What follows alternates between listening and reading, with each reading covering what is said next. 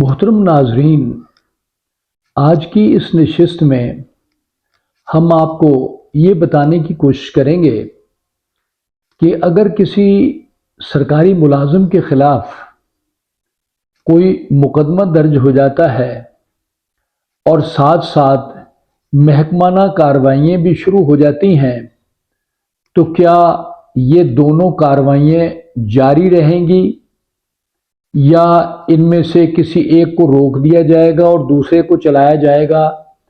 تو اس سلسلے میں ہم نے یہ دیکھا کہ criminal action and departmental action both can be taken at the same time irrespective of the results.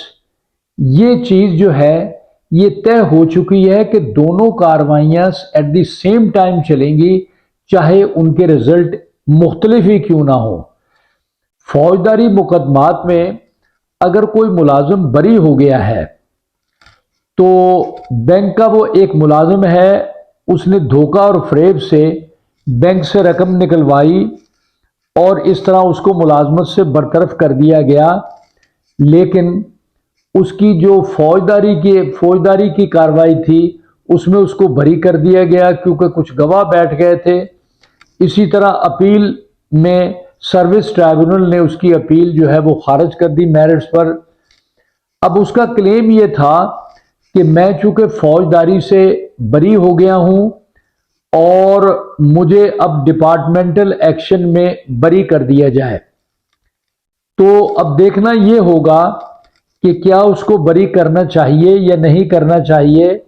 تو ٹرائبیونل نے بھی اور آنریبل سپریم کورٹ نے بھی یہ طے کر دیا، یہ فیصلہ دے دیا کہ دونوں معاملات کی نوعیت علیحدہ علیحدہ ہے، دونوں action at the same time لیے جا سکتے ہیں، لہذا ٹرائبیونل کی اپیل بھی خارج ہو گئی اور آنریبل سپریم کورٹ کی جو اپیل تھی وہ بھی خارج ہو گئی۔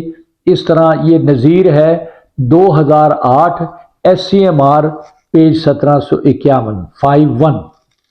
اگر فوجداری الزامات پر محکمانہ کارروائی شروع کی گئی ہے، کسی بندے کے خلاف اگر کوئی پرچہ درج ہو گیا ہے تو محکمے نے بھی کارروائی شروع کر دی، لیکن عدالت میں یہ کارروائی ثابت نہ ہو سکی، الزامات ثابت نہ ہوئے اور وہ جو سول سرونٹ ہے اس کو بری کر دیا گیا، تو اب یہ ہوا کہ محکمے نے اس کو کمپلسری ریٹائر کر دیا اور حکم دیا کہ اس کو اب فارغ کر دیا جائے۔ سروس ٹرائبیونل نے اس کو ری انسٹیٹ کیا۔ جب میٹر آنریبل سپریم کورٹ میں پہنچا تو انہوں نے PLD 2003 سپریم کورٹ 187 میں اس کو دوبارہ ملازمت پر بحال کر دیا۔ اس کی وجہ یہ بتائی گئی کہ چونکہ یہ محکمانہ کارروائی میں اس نے کچھ نہیں کیا تھا، اس کو فوجداری مقدمہ جو اس کے خلاف کہیں اور کسی وجہ سے درج ہوا ہے اس میں اس کو بری کر دیا گیا ہے، لہذا محکمانہ کارروائی میں بھی بری تصور ہوگا۔ اگر کسی ملازم کو سول سرونٹ کو بینیفٹ آف ڈاؤٹ دے کر رہا کیا گیا ہے اور یہ کہا جائے گا، نہیں کہا جائے گا کہ یہ آنریبل ایکوٹل نہیں ہے، بلکہ یہ کہا جائے گا کہ جتنے بھی ایکوٹل ہوتے ہیں وہ سارے آنریبل ہوتے ہیں، لہذا اس کو تمام واجبات دے کر ملازمت پر واپس لے لیا جائے، اور یہی سروس ٹرائبیونل میں اس کی اپیل منظور ہو گئی۔ سپریم کورٹ نے اس آرڈر کو کنفرم کر دیا۔ 2007 SCMR پیج 537 ہے۔ ناظرین، ایک اسی طرح اور دوسرا کیس تھا کہ کنوکشن بیفور ہز اپوائنٹمنٹ ہوئی تو کیا ایسے آدمی کو ملازمت پر رکھا جا سکتا ہے؟ اس سلسلے میں 1993 PLC CS 318 ہے۔ اب ہم اس نتیجے پر پہنچے ہیں کہ ڈپارٹمنٹل ایکشن اور criminal action both can be taken at the same time.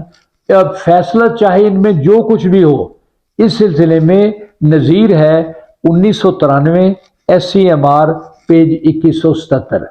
ناظرین، ہم نے یہ بات بتانے کی کوشش کی ہے کہ کرمنل ایکشن اور ڈپارٹمنٹل ایکشن جو یہ دونوں ایک ہی بارے میں ہوں، ایک ہی انسیڈنٹ کے بارے میں ہوں، تو ان پر دو رزلٹ جو ہیں کرمنل کورٹ کی اور ٹریبونل کی رائے علیحدہ علیحدہ آ سکتی ہے اور دونوں ہی کو تسلیم کیا جائے گا۔ ناظرین، ہماری اس ویڈیو کو سبسکرائب کریں۔ بہت شکریہ۔